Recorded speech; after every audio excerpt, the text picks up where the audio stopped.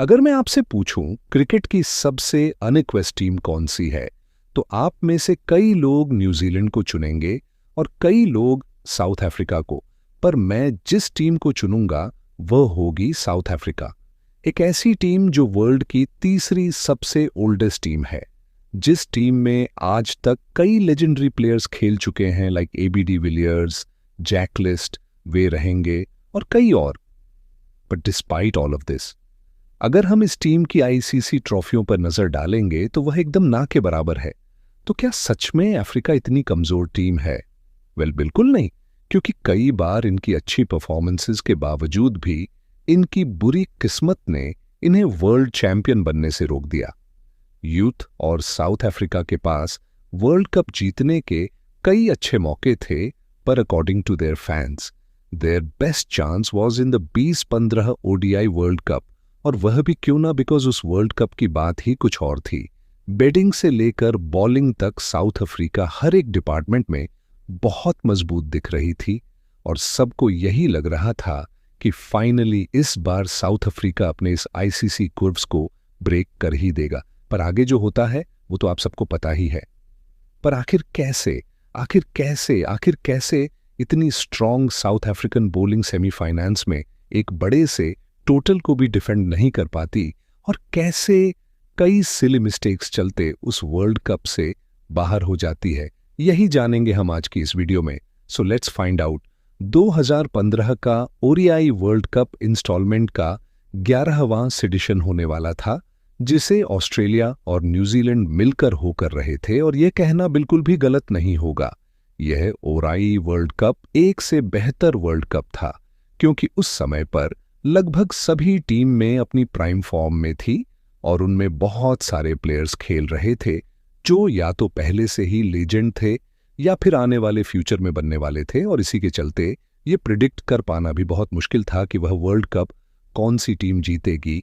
और जो टीम उस वर्ल्ड कप में एकदम हॉट फेवरेट्स की तरह आ रही थी वो थी साउथ अफ्रीका, वो भी अपनी अनबिलीवेबल स्क्वाड की वजह से। वो south African team on paper तो बहुत मजबूत लग रही थी।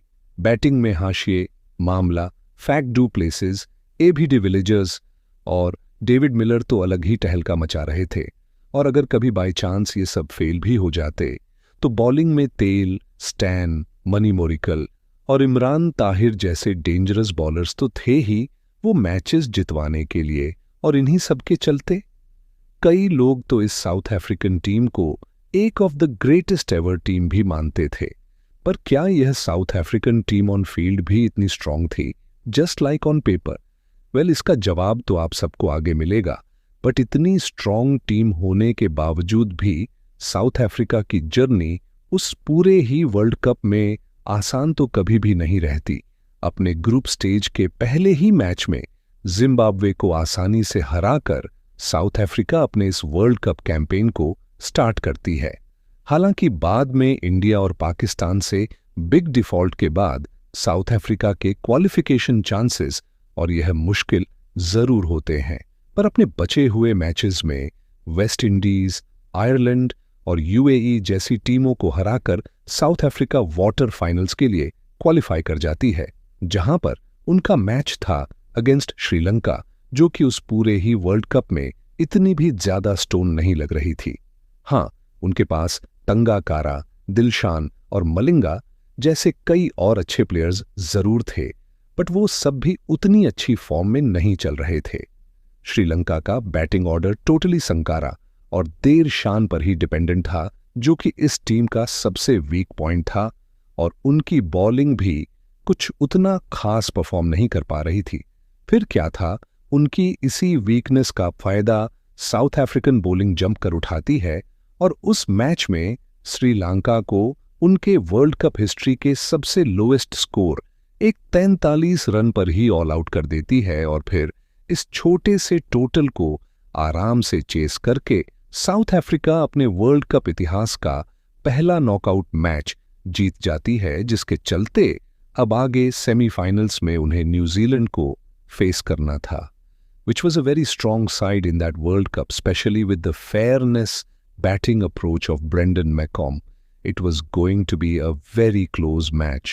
और आगे वे तो अभी कुछ ऐसा ही है। साउथ अफ्रीका उस बड़े सेमीफाइनल में टॉस जीत कर पहले बैटिंग चूज करती है, which was really a good decision, क्योंकि हम सबको पता ही है कि साउथ अफ्रीका का चेसिंग रिकॉर्ड नॉकआउट्स में कितना बेकार है। But despite all of these sports, हमेशा की तरह उस नॉकआउट मैच में भी साउथ अफ्रीका की शुरुआत बिल्कुल भी अच्छी नहीं रहती और उनके दोनों ओपनर्स केवल 31 रनों के अंदर ही अंदर आउट हो जाते हैं, जिसके चलते अब दक्षिण अफ्रीका उस मैच में बैकफुट पर होती है। सारा दबाव अब उन्हीं के ऊपर होता है। न्यूजीलैंड के फैंस और प्लेयर्स उस पॉइंट पर बहुत खुश दिखाई दे रहे थे और उनकी यह खुशी ज्यादा देर तक नहीं टिकती और फिर इन सब अर्ली विकेट्स के बाद शुरू होता है फैफ एंड एबीडी शू। दोनों बैटर्स मिलकर शुरुआत में तो इनिंग्स को धीरे धीरे आगे बढ़ाते हैं विद सिंगल्स एंड डबल्स। फिर एक बार क्रीज पर सेट होने के बाद दोनों ही बैट्समैन मिलकर उस दिन ईवी बॉर्डर्स की खूब धुलाई करते हैं और फिर एबी के 65, कैफ के 84, रासो के 39 और एंड में डेविड मिलर की कमान। फिनिशिंग के बदौलत साउथ अफ्रीका एक रेन अफेक्टेड मैच में 281 रन बना देती है इन जस्ट 43 ओवर्स। और इसमें दक्षिण अफ्रीका के लिए सबसे प्लस पॉइंट तो ये था कि इतना बड़ा रन चेज आज तक पूरे 50 ओवर्स में भी कभी नहीं हुआ था। और यहां पर तो न्यूजीलैंड के पास फिर 43 ओवर सीट है, जिसके चलते साउथ अफ्रीका उस मैच में पहले से ही बहुत आगे दिखाई दे रहा था और उनके फैंस और प्लेयर्स भी उनकी इस परफॉर्मेंस से बहुत खुश थे। पर उन विचारों को क्या पता था कि उनकी यह खुशी कुछ समय बाद आंसुओं में बदलने वाली थी, क्योंकि उस न्यूजीलैंड टीम में ब्रांड एम्बेसडर लंबित हैं, जिन्होंने अपनी फियरलेस बैटिंग से उस टूर्नामेंट को पूरी तरह से डोमिनेट करके रखा था। और उस मैच में भी न्यूजीलैंड को उनसे कुछ इसी टाइप की परफॉर्मेंस की उम्मीद थी और वो भी अपनी टीम को बिल्कुल भी निराश नहीं करते। और फिर आगे सेकंड इनिंग्स में मक्कलम अकेले दम पर न्यूजीलैंड की उस गेम में वापसी करवाते हैं और केवल 6 ओवर में गुप्टिल के साथ मिलकर न्यूजीलैंड को 70 गन्स तक पहुंचा देते हैं न्यूजीलैंड की। ये रंचेज अब थियोरी सॉर्टेड जरूर दिख रही थी, पर फिर मखेलम को आउट करने के बाद साउथ अफ्रीकन बॉलर्स एक कमाल का काम बैक करते हैं और अगले 50 रन्स के अंदर ही अंदर न्यूजीलैंड के 4 मेन बैटर्स को आउट कर देते हैं, जो टोटल कुछ समय पहले तक इजीली चेजेबल लग रहा था। अब वही टोटल उनकी रीच से काफी दूर हो चुका था। अब न्यूजीलैंड को वो सेमीफाइनल जीतने के लिए अगले 20 ओवर्स में लगभग 142 रन्स बनाने थे और क्रीज पर एक यंग कोरी एंडरसन और ग्रैंड एलियट मौजूद होते हैं।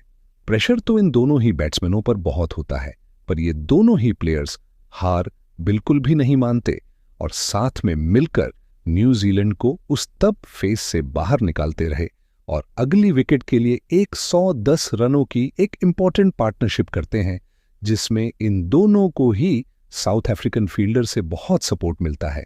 और फिर एंडरसन के 58 और एलियट के नॉट आउट 76 चलते यह मैच एकदम लास्ट ओवर में पहुंच जाता है, जहां पर न्यूजीलैंड को केवल 12 रन्स बना रहे थे और बॉलिंग पर थे उस टाइम के एक of the best bowler Dale Steyn. पहली 2 बॉल्स पर 2 सिग्नल्स लेने के बाद विटोरी तीसरी बॉल पर एक कमाल का चौका लगा देते हैं और फिर अगली बॉल पर सिंगल लेकर नॉन स्ट्राइकर हैंड पर पहुंच जाते हैं। न्यूजीलैंड किसी तरह पहली 4 बॉल्स में 7 रन बना लेती है। आप क्रिस्पर ग्रैंड एलियट होते हैं। न्यूजीलैंड को आखिरी 2 गेंदों में 5 रनों की जरूरत होती है और फिर ये होता है। इमीडिएट के उस स्टिक्स के साथ वो बॉल और साउथ अफ्रीका दोनों ही उस वर्ल्ड कप से बाहर हो जाते हैं और उनका वर्ल्ड कप फाइनल खेलने का सपना एक बार फिर से चकनाचूर हो जाता है। पर आखिर कैसे इतनी स्ट्रॉन्ग साउथ अफ्रीकन टीम, इतना बड़ा टूर होटल होने के बावजूद भी वो सेमीफाइनल हार जाती है। 12 उनके इस एपिक चोक के पीछे कई रीजंस हैं। Number 1, picking free lander over Abbott. अगर मोर्कल और इमरान ताहिर को हटा दें तो उस पूरे ही वर्ल्ड कप में साउथ अफ्रीका की बॉलिंग बहुत खराब थी और अगर इन दोनों के अलावा कोई और बॉलर परफॉर्म कर भी रहा था तो वो थे चाइल्ड बोर्ड, जिन्होंने श्रीलंका और वेस्ट इंडीज जैसे मस्ट बेनी मैचेस में बहुत अच्छा परफॉर्म करा, पर फिर सेमीफाइनल जैसे बड़े गेम में साउथ अफ्रीकन मैनेजमेंट ने उन्हें वन नॉन फिलैंडर से रिप्लेस कर दिया, जो कि उस पूरे ही मैच में स्ट्रेन के बाद सबसे ज्यादा रन्स देते हैं without taking any wicket. Reason number 2, rain. South Africa एक वर्ल्ड कप नॉकआउट मैच खेल रही हूं और बारिश ना हो, ऐसा हो सकता है क्या? बिल्कुल भी नहीं। और उस दिन भी कुछ यही होता है। साउथ अफ्रीका का स्कोर दोस्तों 18 रन होता है after the end of 38 over and with 2 set batsman, UPSC and the failures on crease. अब साउथ अफ्रीका की नजर एक बड़े टोटल पर थी और वह शायद उसे बना भी लेते अगर उस दिन बारिश ना होती तो, और अगर कहीं गलती से साउथ अफ्रीका पूरे 50 ओवर्स बैटिंग कर लेती तो वो पक्का न्यूजीलैंड को एक 350 प्लस का ही टारगेट देते हैं, जो कि मुझे नहीं लगता था, या फिर न्यूजीलैंड उसे चेस कर भी पाती, हु नोज। और साउथ अफ्रीका की इस जोकिंग का तीसरा और सबसे मेन रीजन था बैड फील्डिंग। अब यूं तो साउथ अफ्रीकन टीम फील्डिंग में इतनी ज्यादा गलतियां कभी भी नहीं करती, पर उस दिन पता नहीं उनके सारे प्लेयर्स को क्या ही हो गया था।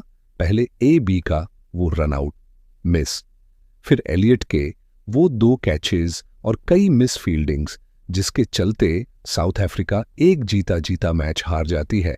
And the very last reason of this epic joke is Dale sells कैंथ डिलीवरी न्यू।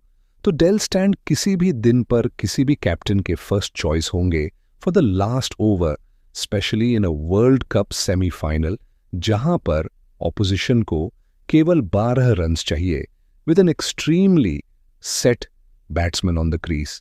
और इसी के चलते AB डिफेलियर्स ने भी उनका एक ओवर लास्ट के लिए बचा रखा था, और एज एक्सपेक्टेड स्टे ओवर की पहली 4 बॉल्स एकदम टाइट रखते हैं, और फिर ओवर की 5वीं बॉल पर स्टेन अपने करियर की सबसे बड़ी गलती करते हैं।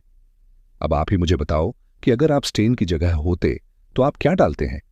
यॉर्गर, स्लोअर 1, वाइड, यॉर्गर या कोई और, टाइट लेंथ, राइट पर स्ट्रेन, यहीं पर बहुत बड़ी गलती कर जाते हैं, और वह एक सेट बैट्समैन एलियट को लेंथ बॉल डाल देते हैं, जिस गिफ्ट को एलियट भी दोनों हाथों से स्वीकार करते हैं, और उस बॉल को स्टैंड में पहुंचाकर साउथ अफ्रीका को वर्ल्ड कप से बाहर कर देते हैं।